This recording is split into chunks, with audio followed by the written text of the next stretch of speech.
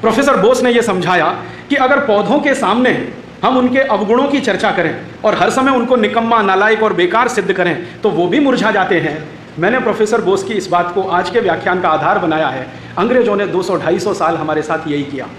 तुम नालायक हो, निकम्मे हो, नकारा हो, तुम्हारी त्वचा काली है, तुम्हारे गुण खराब हैं, तुमको सभ्यता नहीं आती, तुमको संस्कृति नहीं आती। हम गोरे हैं, बहुत अच्छे हैं, सभ्यता हमारे पास है, संस्कृति हमारे पास है, सद्गुण हमारे पास हैं, हम भगवान के दूत हैं, भगवान ने सीधे हमको भारत पर राज्य स्थापित करने के लिए भेजा है। ये वो हमको 250 साल कहते रहे।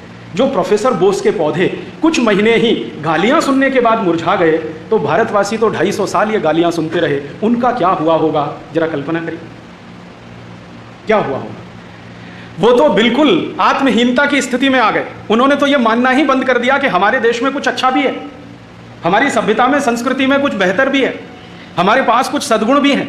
ये मानना ही हमने बंद कर दिया। और ये गिरावट और आत्महीनता इतनी इतनी इतनी नीचे गिर गई कि हमारे देश का जो शासक वर्ग है उसके अंदर कूट कूट कर भर गई।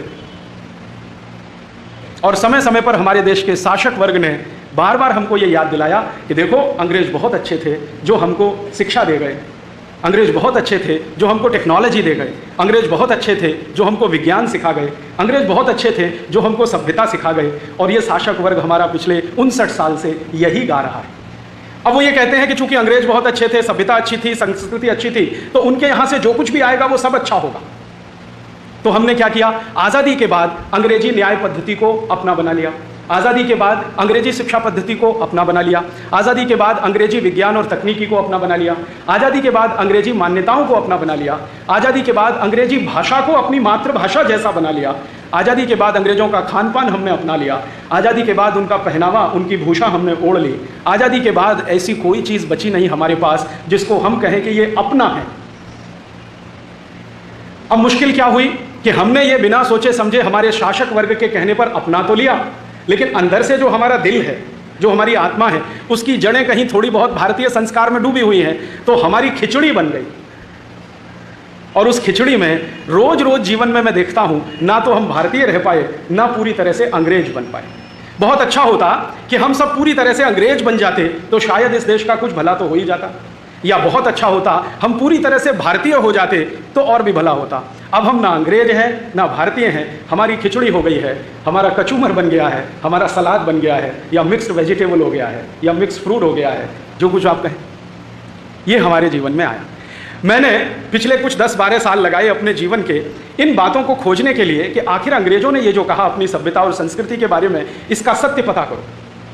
मेरे जो गुरु हैं श्री धर्मपाल जी, उन्होंने बहुत मुझे प्रेरित किया।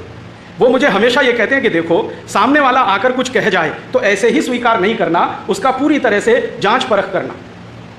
एक शब्द होता है क्रॉस वेरिफिकेशन करना, सब तरफ से जांच परख करना। जब तुम्हें वो सत्य हर जगह दिखाई दे तब स्वीकार करना कि वो अच्छा है।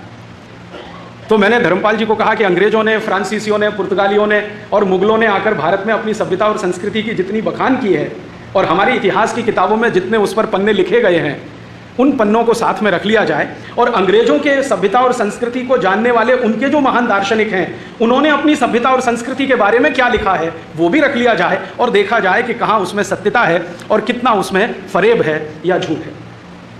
जब मैंने ये करना शुरू किया तो धीरे धीरे धीरे धीरे मुझे हजारों दस्तावेज मिल गए जो अंग्रेजों के लिखे हुए, उनके महान दार्शनिकों के लिखे हुए, यूरोप के महान लोगों के लिखे हुए हैं। मैं आज का जो व्याख्यान आपके सामने प्रस्तुत कर रहा हूं, ये मेरे 15 साल के रिसर्च का निचोड़, 15 साल के शोध